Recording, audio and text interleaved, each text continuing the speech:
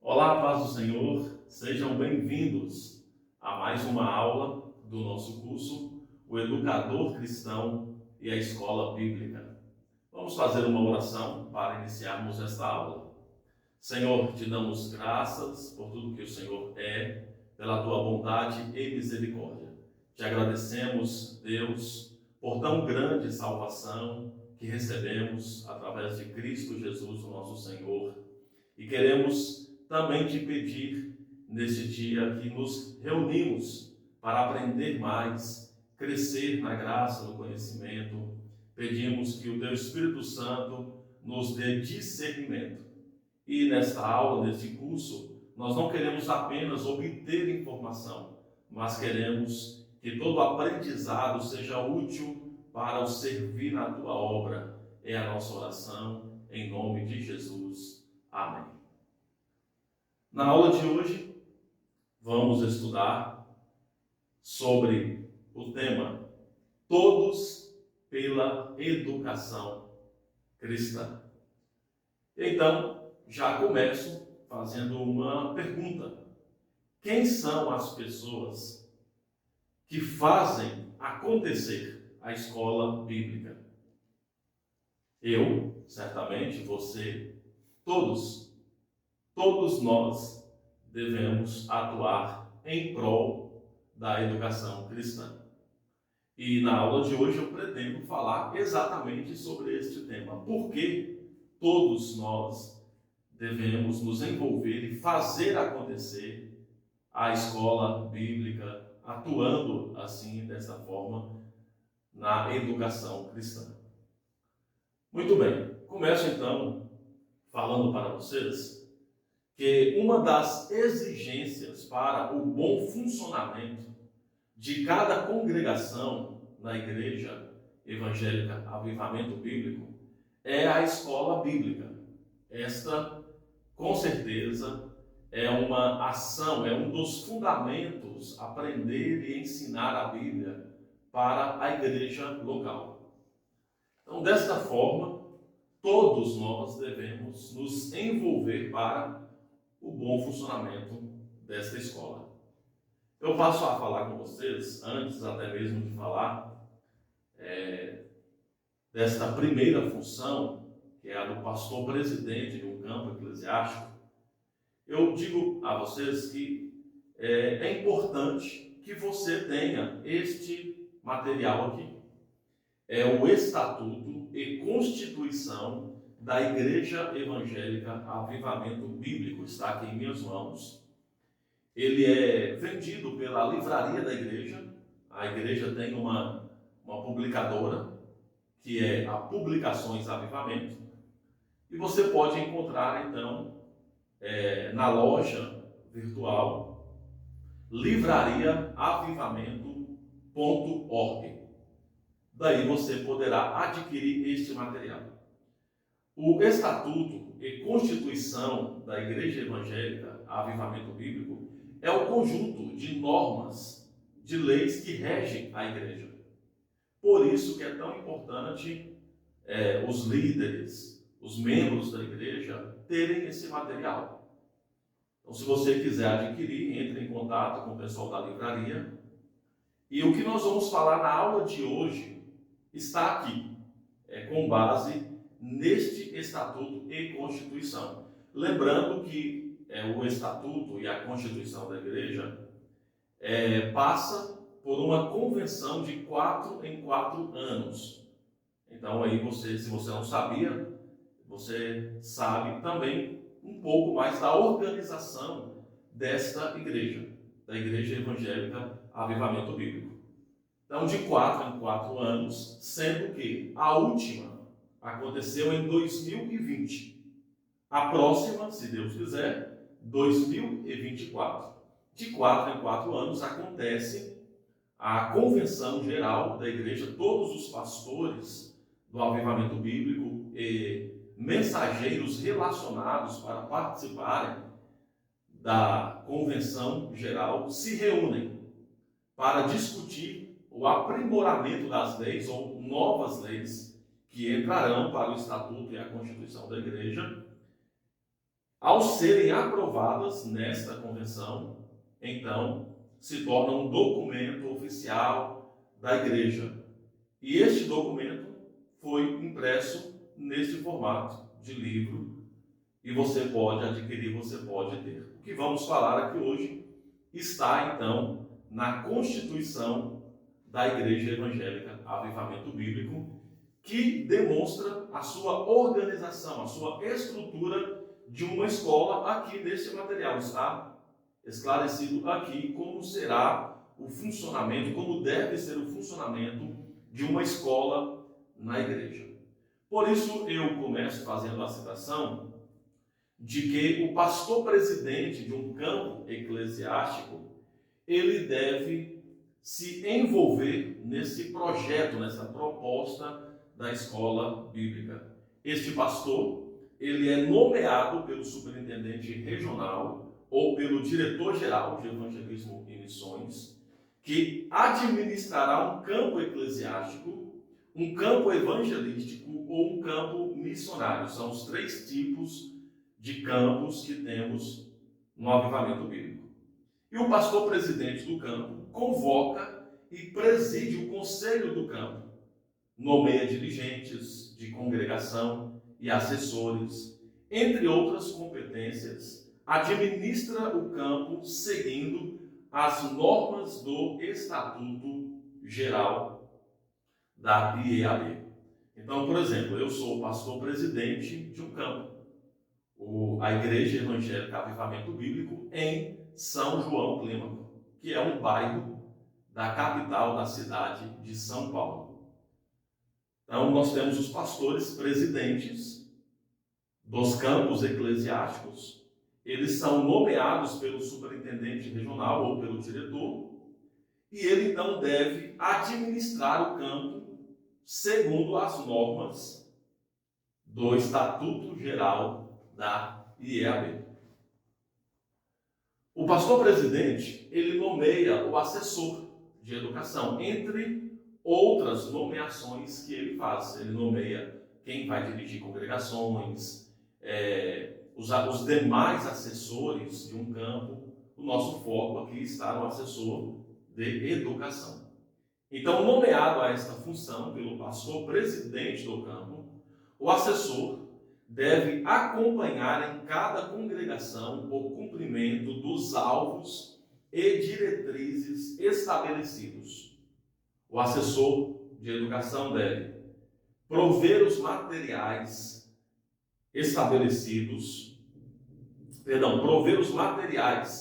teológicos autorizados pela Diretoria Geral de Cultura e Educação Cristã, necessários à realização do planejamento de educação. O assessor de educação deve colaborar com o dirigente da congregação na solução de problemas que porventura surgirem em sua área. Ele deve também promover reuniões de trabalho periodicamente com superintendentes da escola bíblica dominical, das congregações para avaliação, coleta de dados e de sugestões. O assessor deve também representar o pastor titular, que é o pastor presidente do campo, junto aos dirigentes e congregações nos assuntos da respectiva área e, por fim, coordenar a execução do planejamento específico de sua área. Então, apenas nessa aula de hoje, eu vou só descrever mesmo, porque eu vou passar função por função para dizer e mostrar para vocês que todos devem estar envolvidos na educação cristã, do pastor presidente ao assessor, superintendente, até o membro da igreja, todos devem trabalhar, servir, se envolver nesta área tão importante da igreja. Então, nesta aula eu só vou descrever. na próxima aula eu vou ficar mais focado para falar sobre o papel, a função do assessor e do superintendente. Então, por hoje, é importante entender que quem nomeia o assessor de educação é o pastor presidente do campo, e este assessor deve atuar no campo, não só em uma congregação. Então, o campo tem quantas congregações? Tem 2? Tem 20 congregações? Tem 3? Tem 15? O assessor, ele é responsável por organizar todo o trabalho educacional relacionado à sua assessoria nas congregações. Logicamente, ele não faz isso sozinho, ele faz isso em conjunto com outras pessoas, principalmente com o superintendente da escola bíblica. Muito bem, seguindo aqui, o dirigente de cada congregação. Esta pessoa deve ser envolvida na área educacional. Quem é o dirigente de cada congregação? Pode ser o próprio pastor, um presbítero, uma missionária ou um obreiro que esteja à frente de uma congregação. Esta pessoa, ela responde pelo expediente da congregação, é o que diz aqui o Estatuto e a Constituição. Ou seja, todo o programa, tudo que acontece na congregação, quem responde é o dirigente da congregação. E ele é nomeado a esta função pelo pastor presidente do campo. Na sequência, nós temos o conselho da congregação.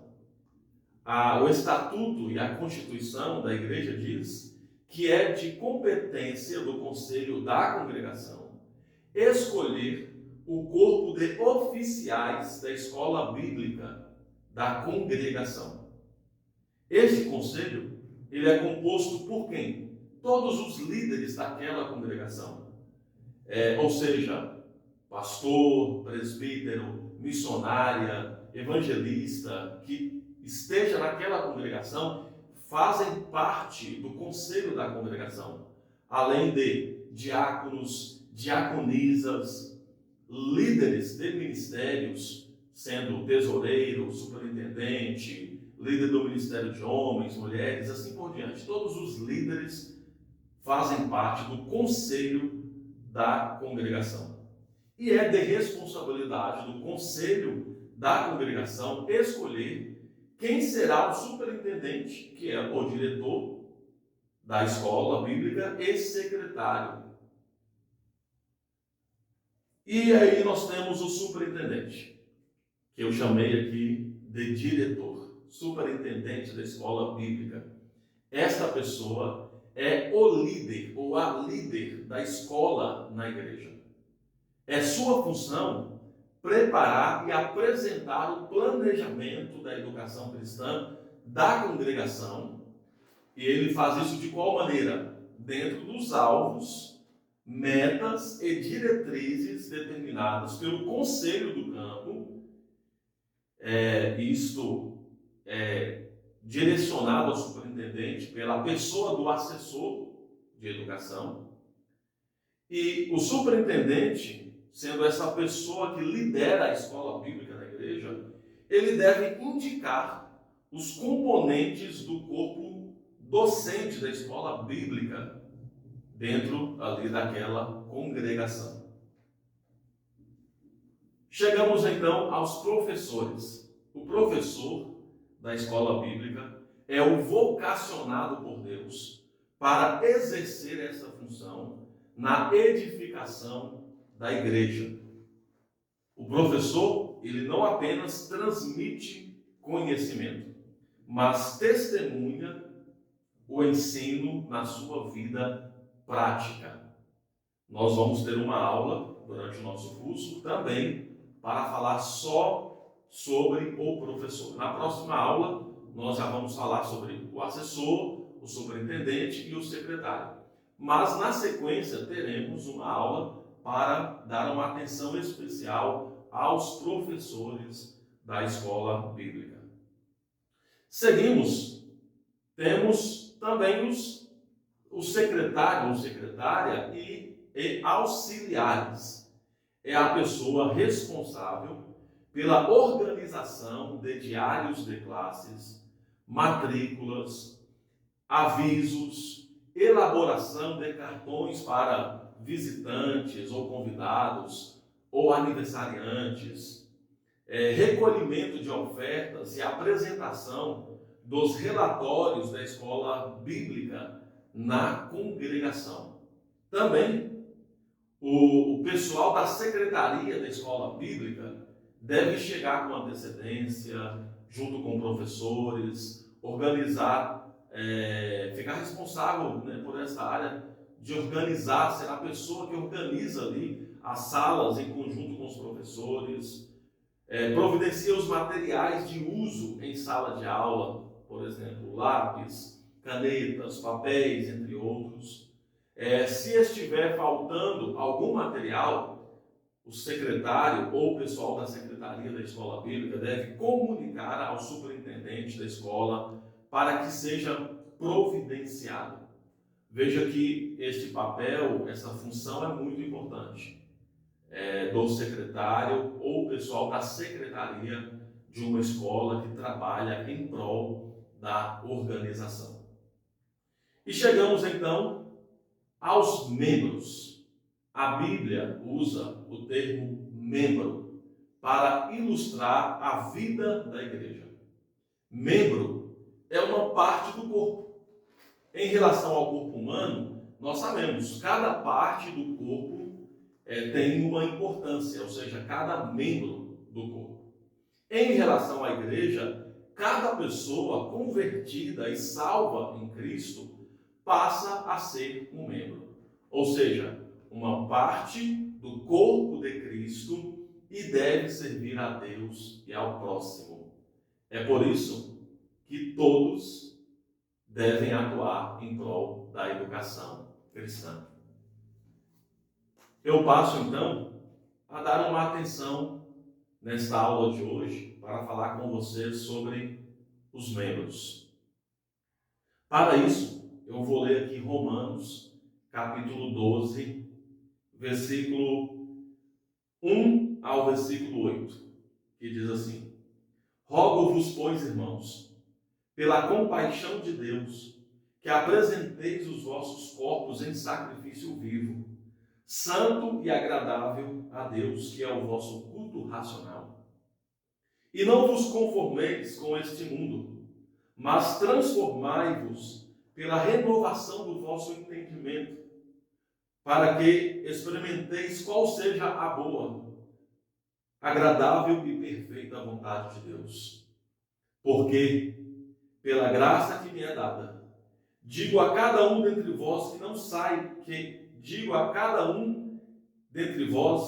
que não saiba mais do que convém saber, mas que saiba com temperança, conforme a medida da fé que Deus repartiu a cada um. Porque assim como em um corpo temos muitos membros, e nem todos os membros têm a mesma operação, assim nós, que somos muitos, somos um só corpo em Cristo. Mas individualmente somos membros uns dos outros. De modo que, tendo diferentes dons, segundo a graça que nos é dada, se é profecia, seja ela segundo a medida da fé. Se é ministério, seja em ministrar. Se é ensinar, haja dedicação ao ensino. Ou o que exorta, use esse dom em exortar. O que reparte, faça com liberalidade. O que preside, com cuidado. O que exercita a misericórdia, com alegria. Observe o que a Bíblia diz. É por isso que a grande maioria dos estudiosos da Bíblia concordam que todo membro do corpo de Cristo tem pelo menos um dom. Pelo menos um dom. Pode ter 2, 3 ou mais. Mas, sem exceção, todos os membros do corpo de Cristo têm pelo menos um dom. Dentro dessa lógica, se é membro do corpo de Cristo, e esta ilustração, ela é com o corpo humano, e toda parte do corpo humano tem uma utilidade comparada ao corpo de Cristo, que é a ilustração. Todo membro do corpo de Cristo tem uma utilidade. É por isso que cada membro tem pelo menos um dom. Porque se você é membro do corpo de Cristo, você é útil, você serve. Deus colocou você em uma posição no corpo de Cristo para servir, para ser útil. Mesmo que alguém diga que não tenha utilidade, tem sim, se for membro do corpo de Cristo. E veja que aqui tem também um sentido para a educação. Observe, apresentei o vosso corpo em sacrifício vivo, santo e agradável a Deus, falando sobre culto. O que significa a palavra culto? O culto é prestar uma homenagem a Deus.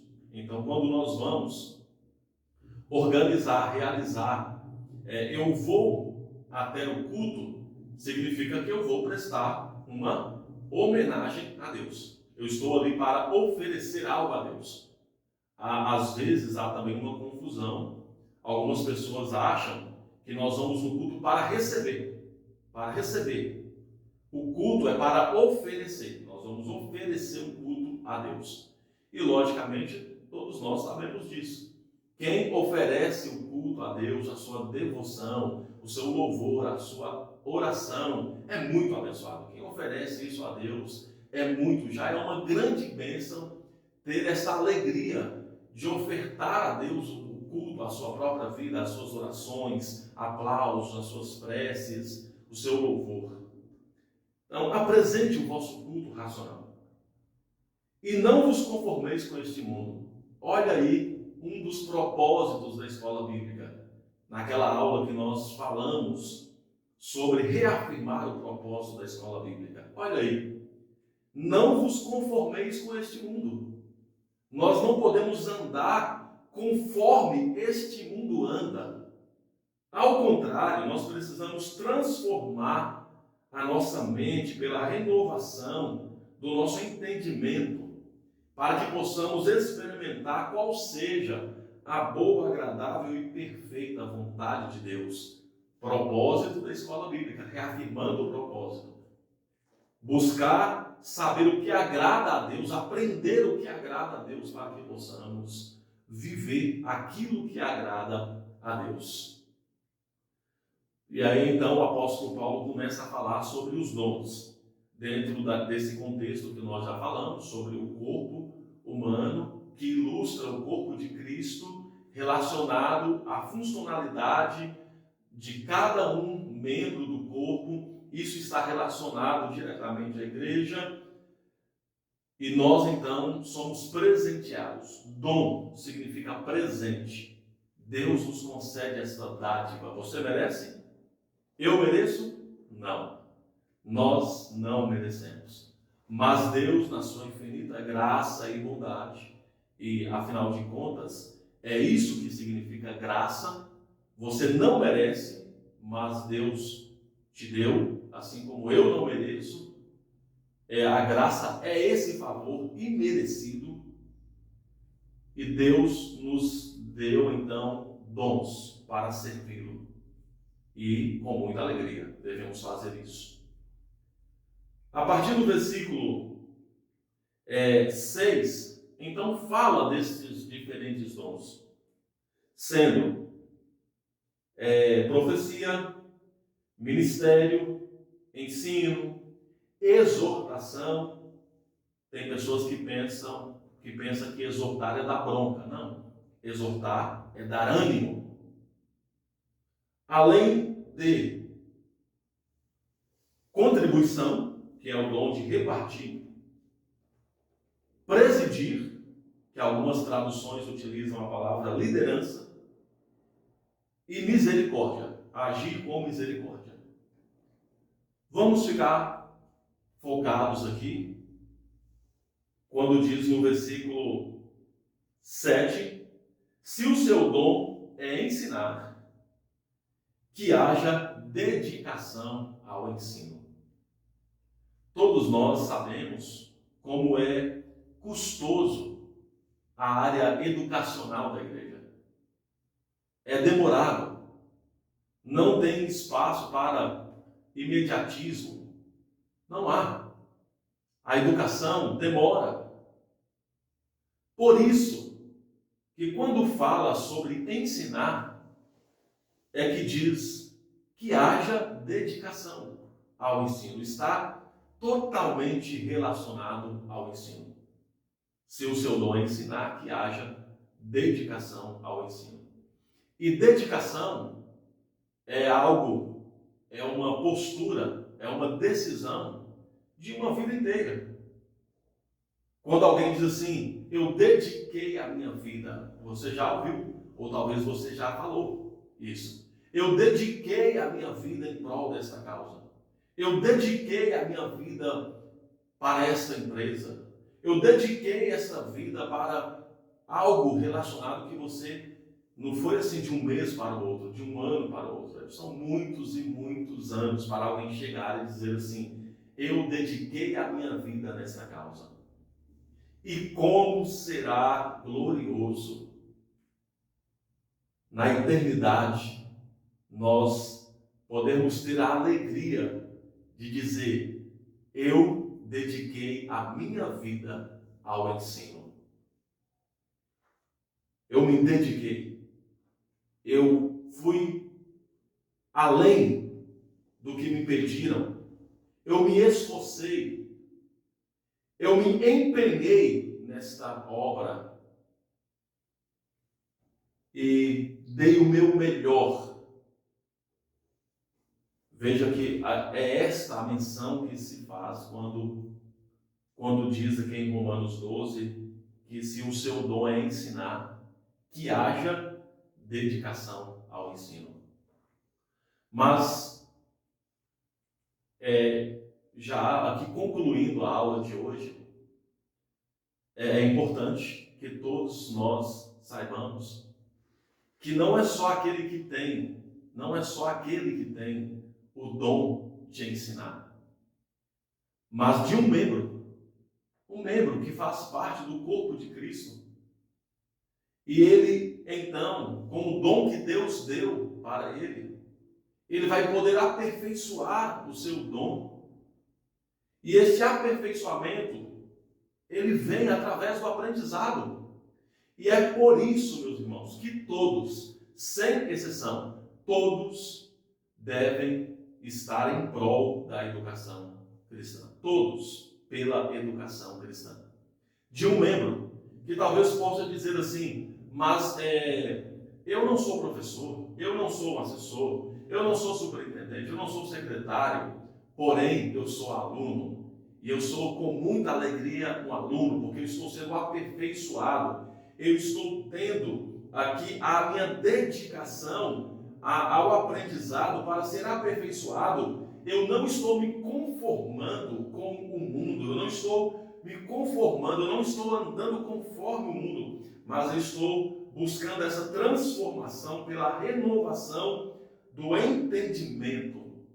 E isto está fazendo com que eu experimente a boa, agradável e perfeita vontade de Deus. Este é o caminho da transformação, da renovação, é o caminho do aprendizado.